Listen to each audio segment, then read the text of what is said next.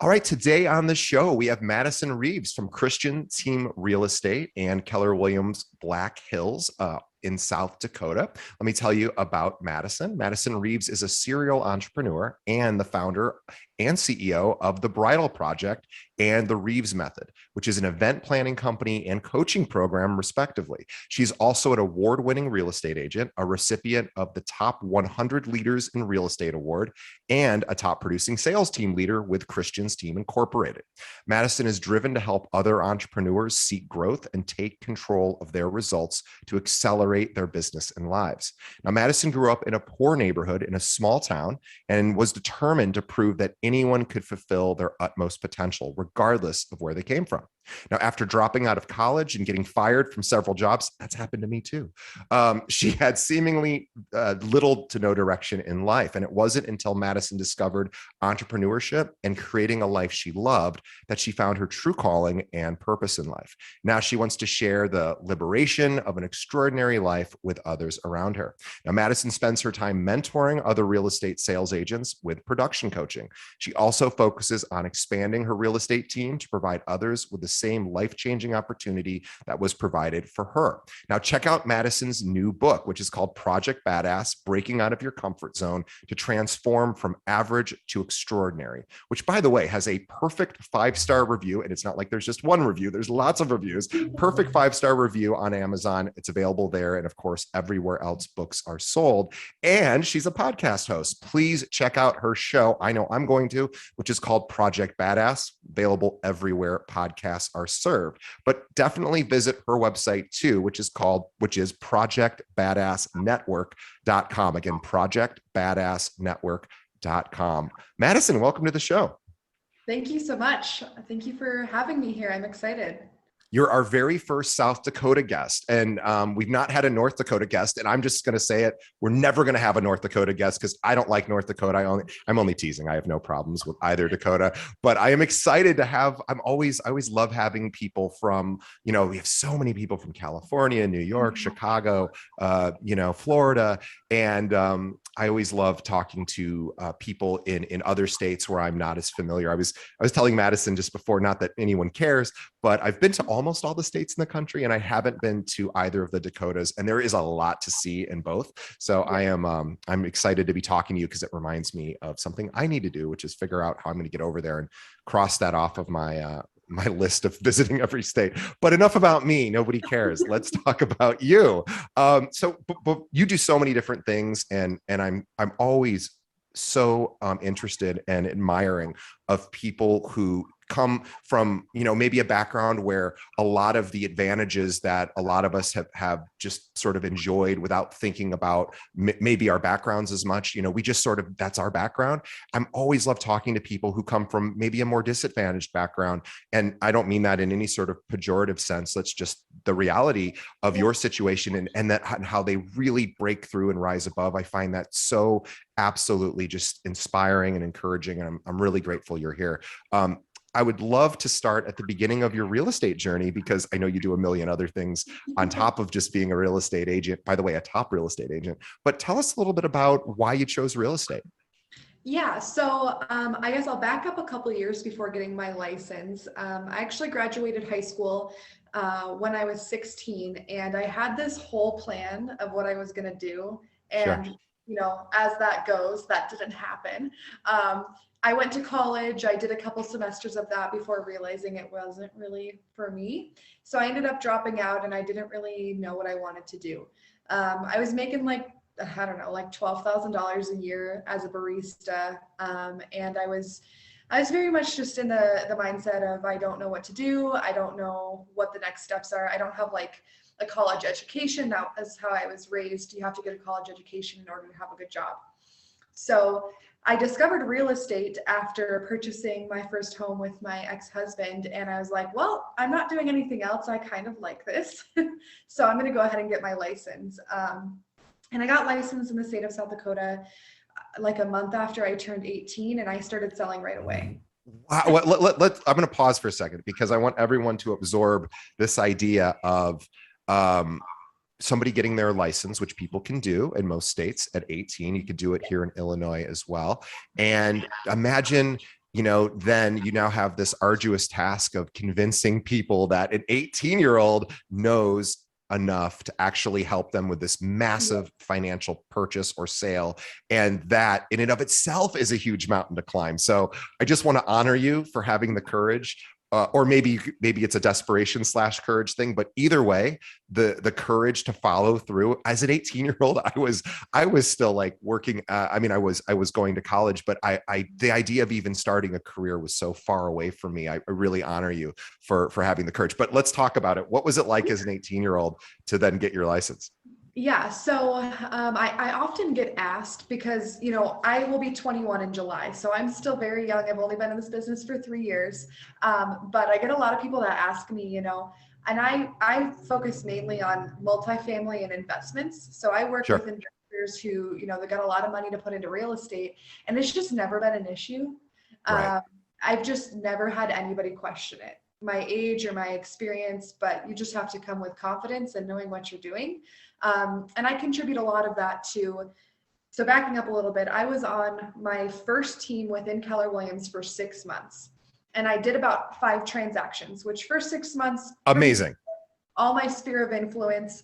I liked it, but it wasn't really the best fit for me team and culture wise. So I ended up transitioning to Christian's team in April of 2020. So like right when the world ended.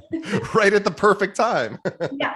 Well, it could have gone really bad, but luckily, a pro of living in South Dakota is we never shut down.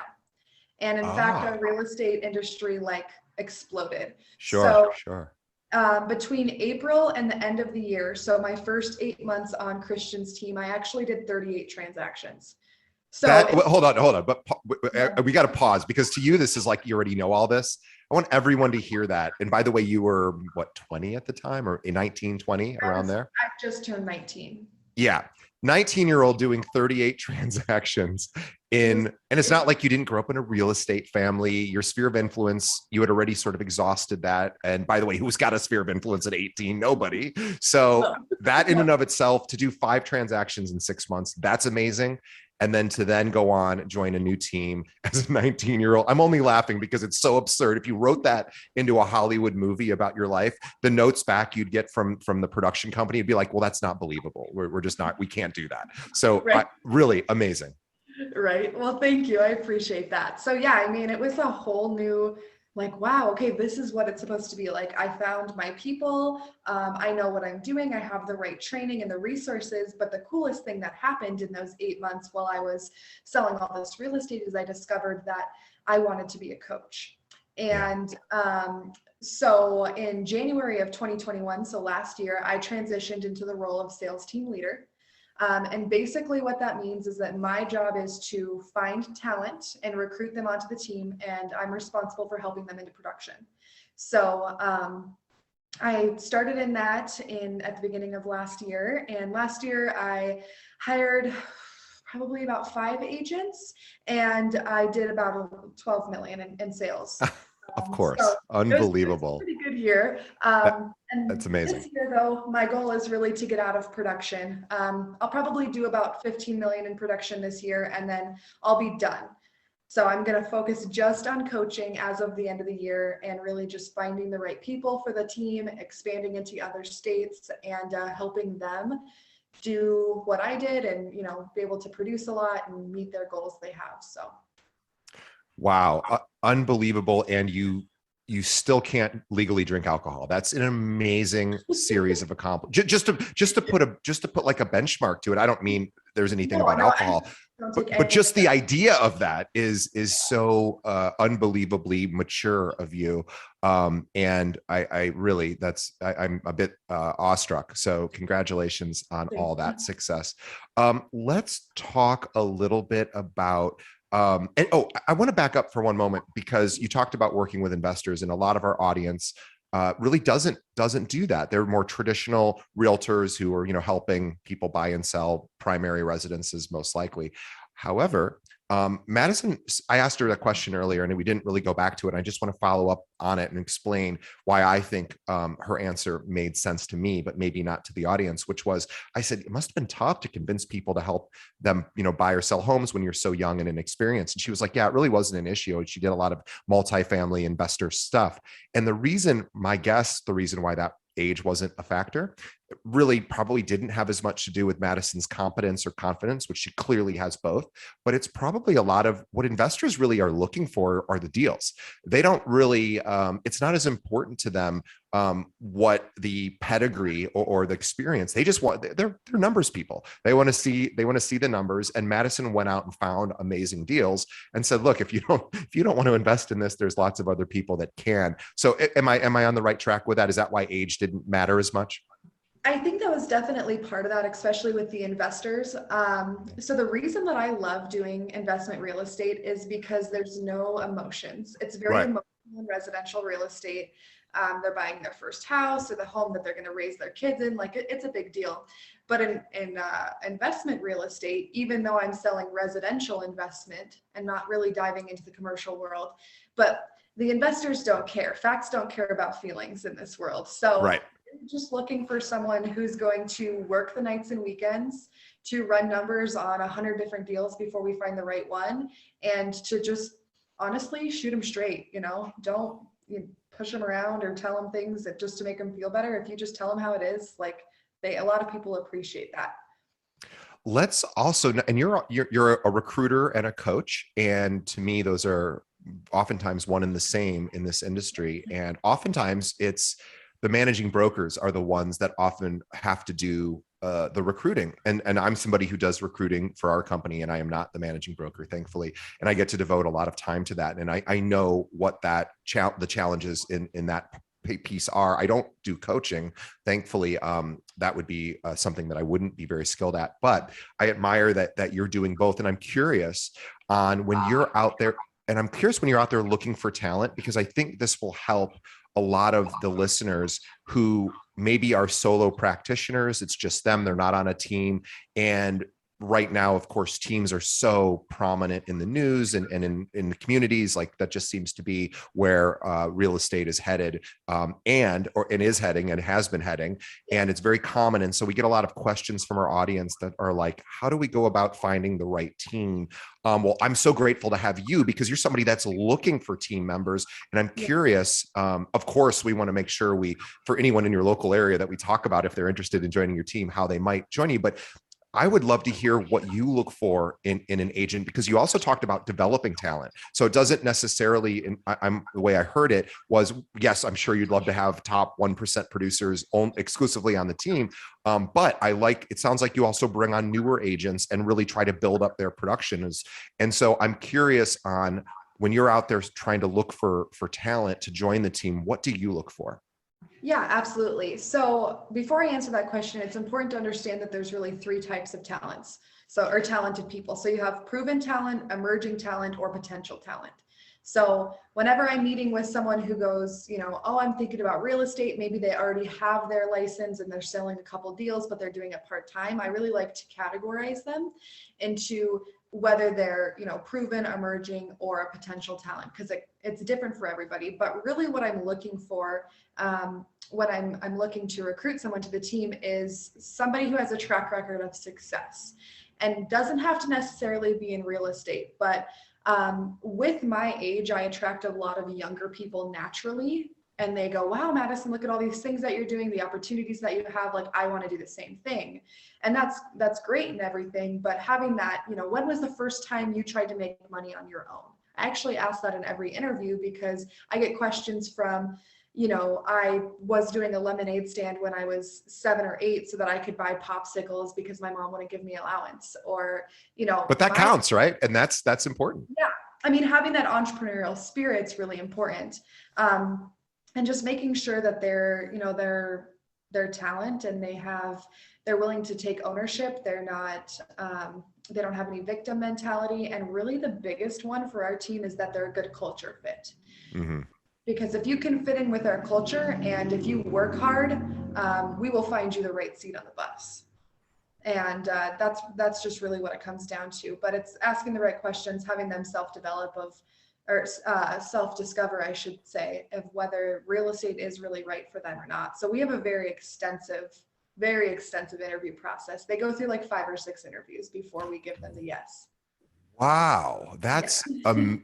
but I guess that's really smart because you want to make sure they're the right fit. You want to make sure they can handle 5 or 6 interviews because we all know that oftentimes, especially when it's somebody who's not in your existing sphere of influence who may hire you to help them buy or sell a property, they might be interviewing a number of different realtors as well. You might be third on the call sheet for going in for a listing presentation. So this idea that they can continue to come back, and it's almost like an indicator of can you handle 5 or 6 interviews, which is a lot, and that's hard for a lot of people. It's stressful, but it's also a great weed out system, I'm sure, to say, hey, we need to make sure that you're the right fit because we're going to invest a lot of time and energy in you, Mr. or Mrs. Agent, and we want to make sure that you can handle our process. And it's not to torture them, of course. You guys really want to make sure it's the right fit, but that's really interesting. I love that process because I'm sure there are some people that just self-select out and just go, this isn't for me. I mean, I can't tell you how many times I've had the first interview and they're like, they just don't show to the second one.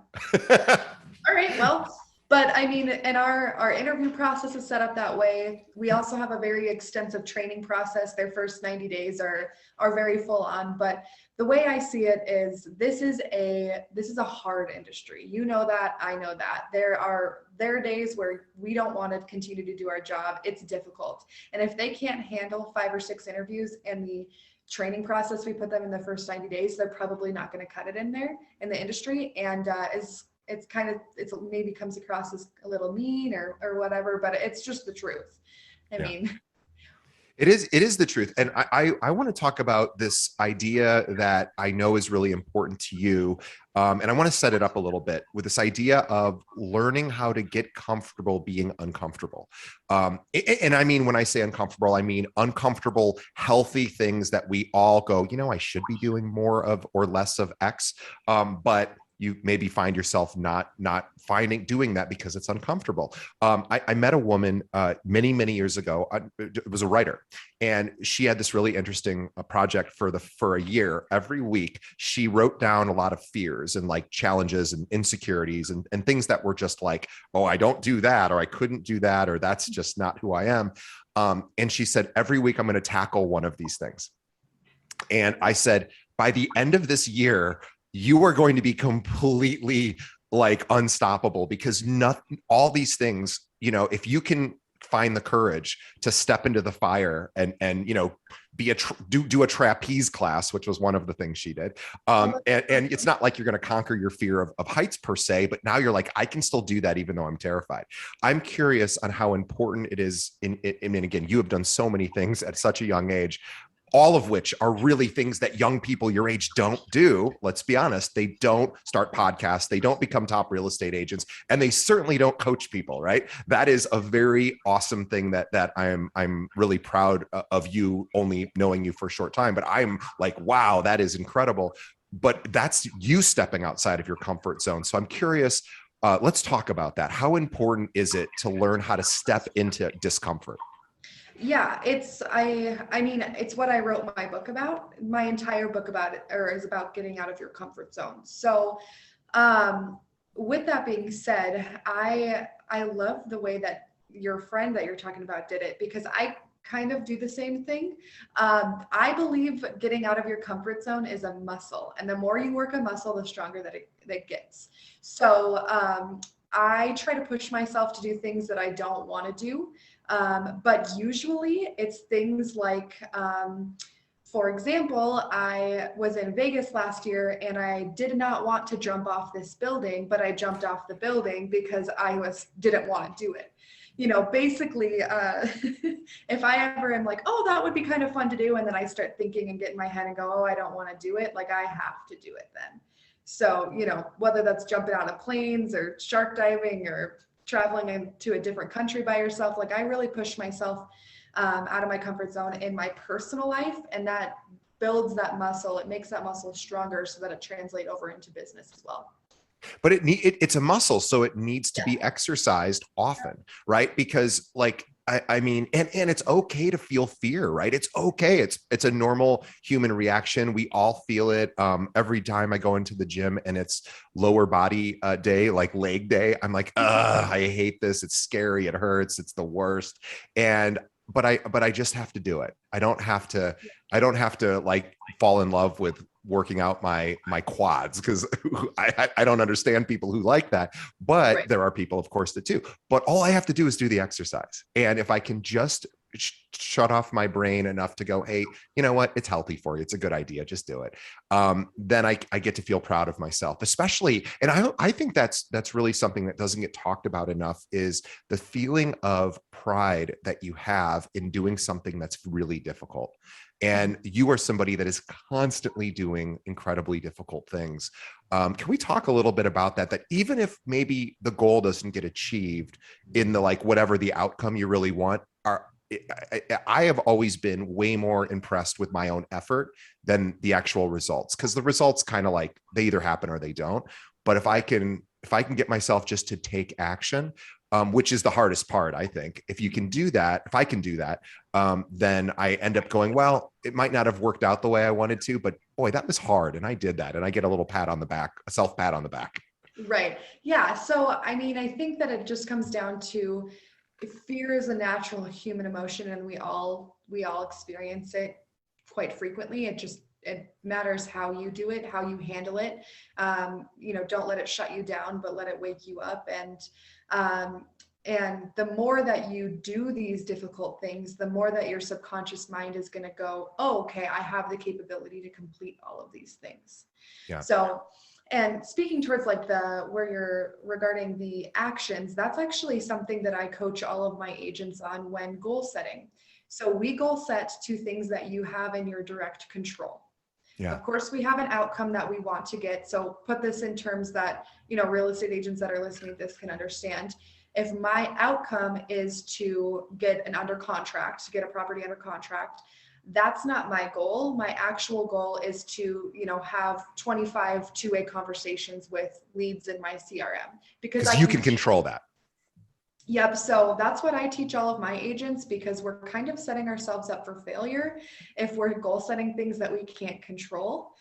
So for another example would be, I set a goal to write and publish my book, but the outcome, of course, is I want to sell as many copies as possible. I want to be a bestseller. I want to have a ton of reviews, whatever. I want it to be amazing. But my goal is writing it because I can control that. Yeah. So that's something that I teach every agent that I work with. And I personally think that it's very effective. I agree, and I was thinking about a joke that I write humor. I've been doing that for a long time, and oftentimes people will ask who know that I write. They'll say, "Oh, what's the funniest joke?" I'm not really a joke person, but say, "What's the funniest joke you ever heard?" And I say, "Well, I don't know if it's the funniest, but I like this joke probably the most of any joke I've ever heard, because it's the truest thing I've ever heard."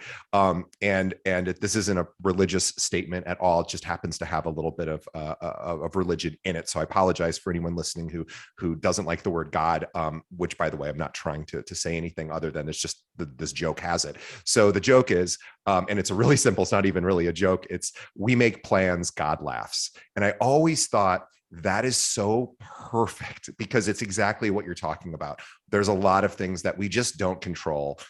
Things happen, whether something goes under contract, whether it doesn't, whether your book becomes, an international bestseller, or it sells a modest number of copies. Again, a bit outside of your control, but there are things you can do, like jumping on podcasts, of course, promoting it, making sure that you're getting your name out as best you can, which that you can control. So I always like that joke, that if you want to use that as in the name of your next book, that's but maybe there's a better way to say it, but I always love that joke. I want to talk about money mindset, because you are somebody who talks about not coming from a super economically advantaged background, right? So it's not like you grew up with all this extreme wealth and you just know what it's like to sell, expensive homes or help people in that way, because it wasn't your background.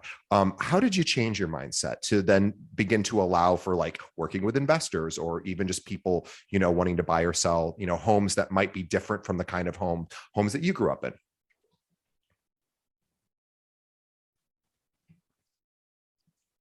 Oh, you're muted. Sorry. Crap, sorry. I have like a lot of No, no background. problem. I was like, oh my gosh, something just went wrong, which by the way, that happens too, but it didn't. Madison accidentally muted herself. So you heard my question though. Go right ahead. Yes, what I said was that's a great question. And to put it into perspective, I actually grew up in a town of about 5,500 people. Very small, like everybody knows everybody. There's no secrets. And my family grew up very poor monetarily. We always, had food on the table, roof over our head, and clothes on our backs. But it was definitely more of like a poor mindset when it came to money as well.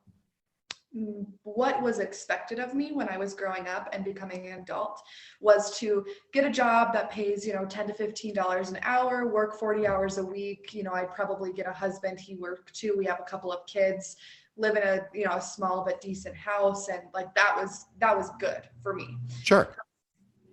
So what really changed my money mindset was when I joined the real estate team I'm on now. And it was mostly because I was in the environment with all of these people who were making so much more money than I was, and were doing things with that money, and they were improving their lifestyle. And I'm like, okay, so I need to jump on the boat or not. And so we are the sum of the 5 people we spend the most time with. And I just found that being in a room of 10 people, and those other 10 people are making over 6 figures, and I made 12 grand last year, I need to get my shit together. and you see that it's possible. You're like, oh, now I know people who do this and they're Yeah. doing the same thing I'm doing, and maybe they're more skilled because I'm newer, but I can learn how to do that. Like, why couldn't I do that? Yeah. Absolutely. I mean, success is simple. It's not easy. All you have to do is just follow the clues that people leave, of what they did that you want to accomplish as well. And it is quite simple. The hard part is staying consistent and, doing it when you don't see results come right away. So I've always thought that was something that agents, this whole podcast that I do is really very simple. I talk to the top 1% of agents across the country and I say, how'd you do that? Right. It's a very simple concept. And when I first started doing the show, before I actually started, producing, I went, well, the biggest challenge is going to be guests, because, people are going to be, who these top producers are going to be too busy to talk. They're not going to have time. They don't care about my stupid podcast. They're just not interested. And also these are people I don't hang out with. We have a lot of people, agents at our firm, but I don't really go out and meet agents at other firms. And it was just the opposite. I found that some of these we almost never get turned down. And it's not because I'm so special, I'm not, but it's just because I reached out and said, hey, would you share your story?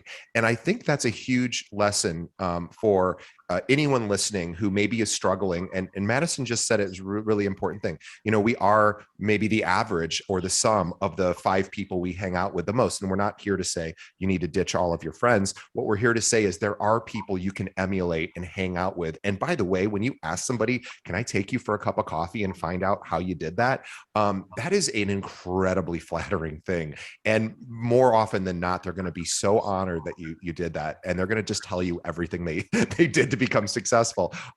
So I really appreciate you saying that, because getting around people who especially people who started without like a sphere of influence, and people who didn't right. necessarily have what a lot of people think are what you need to be successful right away.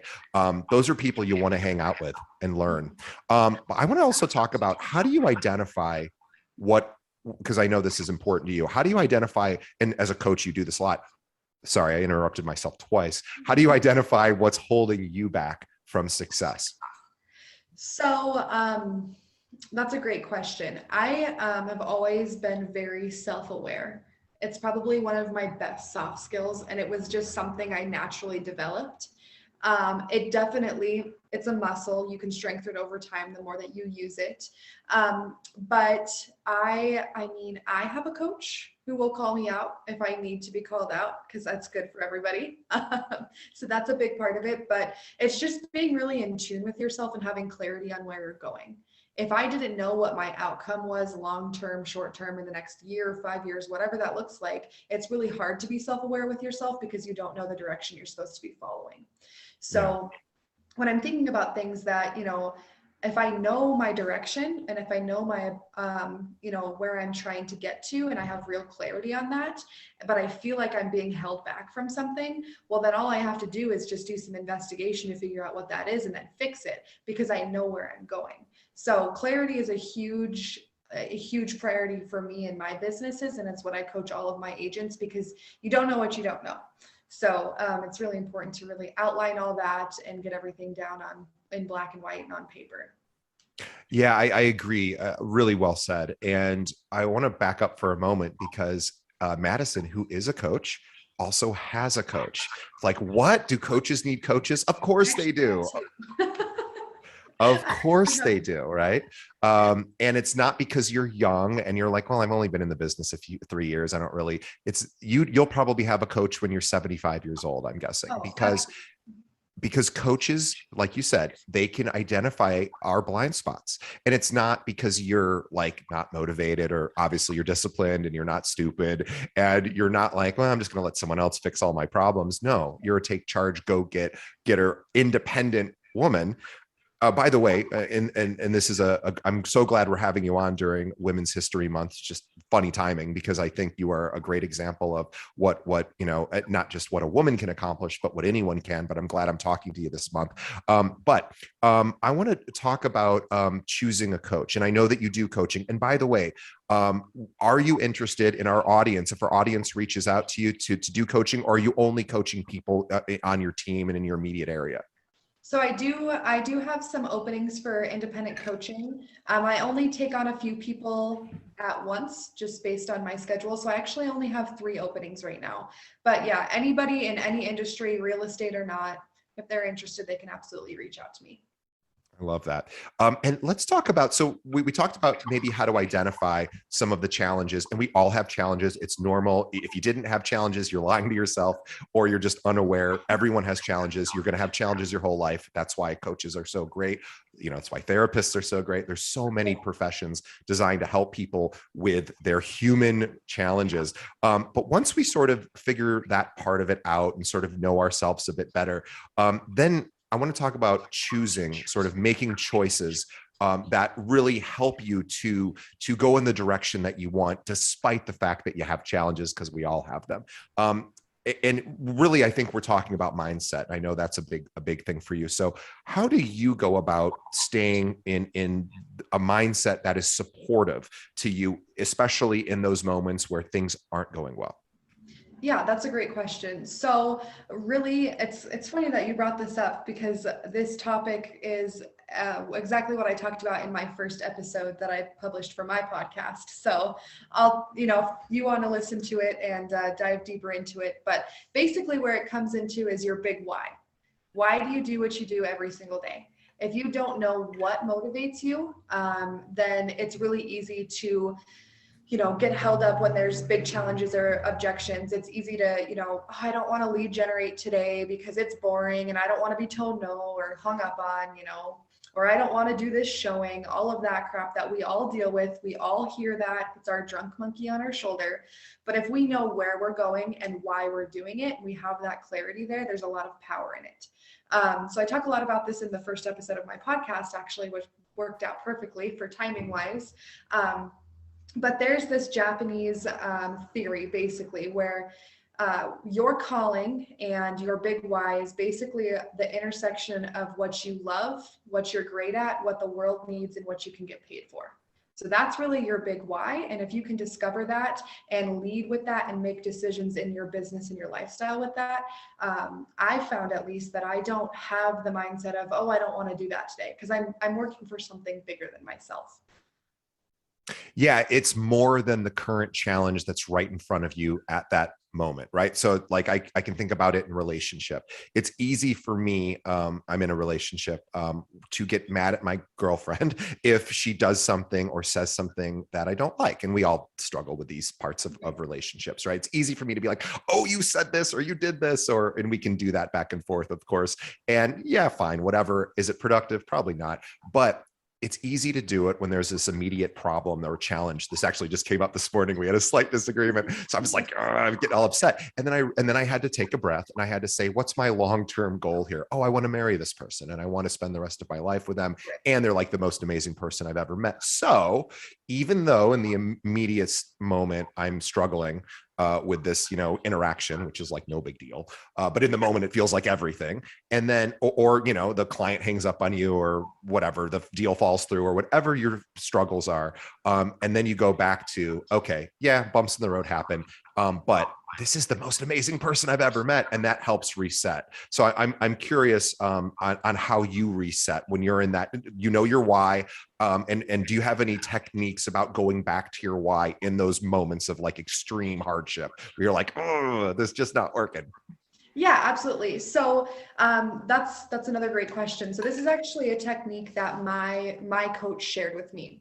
So basically, when we face problems, we need to I'm getting ahead of myself. So we're looking at two scales. I want you to imagine that we have a scale over here from 1 to 10 and a scale over here from 1 to 10. Now this scale over here is my level of mindset and my commitment to my big why. So let's say, just for example's sake, on a scale of 1 to 10 on this side, I'm a 6. If my problem is an 8 when I'm a 6, it's going to feel like the world is ending. Yeah. But if my problem is a 2 when I'm a 6, it's not even a bump in the road. So basically what my business coach taught me is that you need to continue to move yourself up on this scale so that these problems become smaller. So in my example of getting upset with my girl, I hate to say this because if she listens, she's going to be so upset that I'm airing our grievances, but really it's no big deal. We're doing, I hope we're doing good, but no, we are. Oh, I'm teasing. But no, I would never, if we were really having problems, it would not be talked about on the show, but I'm using it as an example because it came up. But here's what you really just said to me. I get your mindset in order first. And that's the part we can control. I can't control if someone says something crappy to me or if my girlfriend's having a bad day and just kind of, has a bad moment. Of course, those moments are going to happen.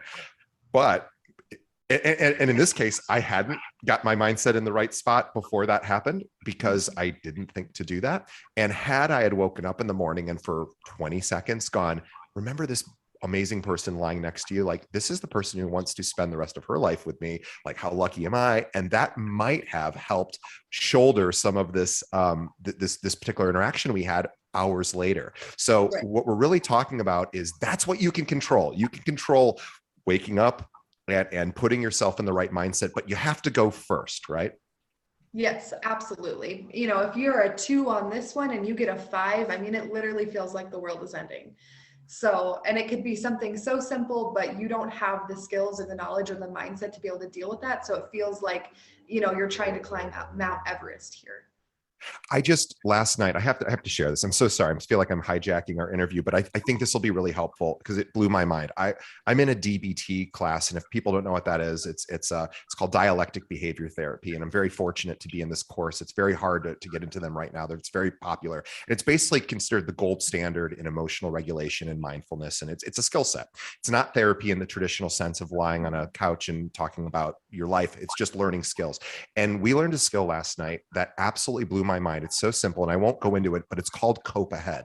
And what I loved about it, the idea is that you can sort of fantasize or imagine what situations which will be difficult. And we all know in real estate, every transaction there's a wrinkle. There's at some point something goes wrong, and it seems like the end of the world. And so we're talking about mindset, right? So this idea that you can even I just fantasize isn't the right word, but you can vividly imagine there's something that is going to go wrong in every part of your life at some point. And you can't predict when that is or what that is, but you can be honest about it and say, hey, I've got this really big sale right now and everything's going smooth, but at some point there's going to be a problem, and that's just how things go. And so we learned this skill last night called Cope Ahead, where you can vividly imagine yourself going through something that's going to suck. It's going to suck to get that call that says, you know what, I don't want to work with you anymore, or whatever. And you can do your best to go, okay, how am I going to react? And you can actually imagine yourself as the person. And it isn't, what's so great about it is it's not a sort of a loser's mentality. It's being honest and saying things are going to go wrong. And how do I give myself the best possible mindset so that when it happens, like you were saying, it's a 2 as opposed to a 9, Right. because I've already prepared in advance of what resources I need in order to be able to handle that when it happens. And then, like you're saying, it's not as big of a deal. So I apologize for going on a bit of a rant there. No, and that actually plays perfectly into what I wanted to mention next is the more that you build and grow your mindset, you're continuing to work that logical problem solving muscle. And as you know, kind of a repeating theme of today's conversation, but to be honest with you, I actually like enjoy those problems. It's kind of weird, but you know, when I get a phone call on a transaction and it's like, okay, well, this is probably going to be an issue, I'm like, all right, well, I like to solve the problems. So I don't even see it as like a really big issue anymore, because I know that I have this skill set and the mindset in order to handle whatever comes my way. Because you practice having the mindset that allows you to handle those situations. And it, like any other muscle, like you were saying, it gets stronger and things become less important because you realize they're all just blips in the road. There's peaks, there's valleys. I win some, I lose some. It all just happens. And instead of looking at the garden and saying, there's no weeds, there's no weeds, there's no weeds, it's like, no, the weeds will take over if you don't acknowledge them. And what you're saying is, it's not that my life is perfect or I want it to be perfect, because that's silly, but this idea that my life is manageable. I can handle the imperfections of life. And that is the real, in my mind, that's the most important skill set anybody can have. It's the best thing you can do for mindset. And your book teaches people how to do that. I want to remind everyone, if you're not that you're just tuning in now, but remind everyone, Madison has a book that tells you all about this. And you know, you might think, well, gosh, she's 20 years old. What kind of wisdom does she have? She has enough wisdom to have written an amazing book that has amazing reviews. She has a publicist. She's a real estate coach. She's on one of the most successful teams in the state. And she goes out recruiting talent. And probably you don't even meet a lot of people who are as young as you in this industry. So check out her book, which is called Project Badass. You can find it on Amazon, everywhere else, and her brand new podcast, which is called also Project Badass, which you can visit projectbadassnetwork.com. I want to ask you one last question. This question is, what's one piece of advice that you would have for our audience? Again, some of them are top producers, some of them are brand new, or people who are struggling in between. What's one piece of advice that you would say if you were coaching our entire audience, which are all different people? What's one universal piece of advice that you find really works for everybody? Yeah, absolutely. That's a great question. So the biggest shift in my business as a real estate agent was when I started to think like a business owner and not just a real estate agent. So real estate agents get in this habit where they are just focusing on the next deal. What's the next deal? What's the next deal? Versus thinking of it as the CEO who is working on developing a successful full-scale business. So, you know, what does that look like? I have systems in place. I know my numbers. I know what I need to do and what I need to produce in sales. I know where I'm going. I have that clarity piece of where I want to end up. And I'm really treating my real estate business like a business and not just where the next deal is. And the reason that is so important is because when you shift over to that business owner mindset versus just a real estate agent, we're really more in an abundance mindset. So we're not worried about the deal that falls apart, or the one, the for sale by owner who hangs up on you, or the expired listing who wants to take a different agent. We're not worried about that because we see the bigger picture and we know where we're going. That would be my biggest piece of advice.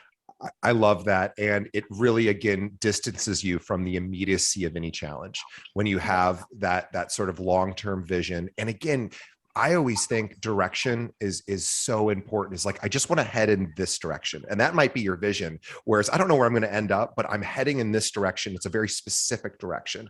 I Yes. love direction. And Yeah. if you're heading in a direction, yeah, stuff's going to fly at you all the time. That's just part of the deal. And this, so I love every part of your messaging today. And the fact that you are this clear about how to help people at such an early age of your life is maybe the most incredible part of it all. Is that most people, I know I didn't have it figured out before I turned well, God, I don't know, mid 30s maybe. So this idea that you have a huge jump is really amazing, and I am really excited to follow your trajectory and your growth, over the years, because you're not done evolving as well. And so I'm very excited if you've done all of this by your current, your early age. And I don't mean to say that with any sort of negative. It's just very unique, and I honor you for that. So I want everybody to really check out what Madison is up to. Projectbadassnetwork.com is where you can go to learn about the book, the podcast. I'm sorry. The coaching, if they are interested in coaching with me, it's on my website as well. Yeah. And do you mind sharing your email address for anyone out there who wants to just reach out directly to you? Do you have an email that they can communicate with you that way? Yeah, absolutely. So the best place to reach out email would probably be hello@themadisonreeves.com. Awesome. So check out Project Badass, the podcast, go buy the book. And this is somebody who is, she's already a superstar, and she's going to be going on to do bigger things, and she's going to be helping a lot of people along the way. So you want to hitch your wagon to somebody that is all about helping, because that is just, the most important thing I found in life is having supportive people in my orbit who say, I know how to help you with that, assuming you want to be helped. And Madison is devoting a good chunk of her life to doing just that. So if you're looking for a coach, she's an amazing person. If you're in the South Dakota area, state, and you're looking for a team to join, she wants to talk to you too. Like, it's Christian's Team Real Estate with Keller Williams. I mean, what's better than Keller Williams, right? Gary Keller, he's the king, and you get to all of their training, and of course all of Madison's help along the way. So definitely check them out as well. Madison, I am so grateful to have you on the show today. You're an amazing inspiration, and I'm excited to be able to introduce you to our audience. So thank you. On behalf of our audience, thank you for spending time today. I know you don't have time to do this, so thanks. And also on behalf of Madison and myself, we want to thank our audience for continuing to listen, watch, support our show. So after you're done subscribing to her podcast and buying her book, two things we ask you to do. One, tell a friend about this episode. Best way to do that, just send them a link to our website, keepingitrealpod.com. And every one of our episodes can be streamed right there. Or if they're a podcast person, just pull up a podcast app, search for Keeping It Real, hit that subscribe button. And then last, please leave us a review. Whatever podcast app you might be listening to us on, let us know what you think of the show. You don't have to give us a 5-star review if you don't want to, but we hope you do. But let us know, good and bad. We want to continue to improve. The show is for our audience, and any information you can provide us will help us continue to get better. So thank you so much, Madison. We're honored to speak to you, and we wish you continued success. Awesome. Thank you.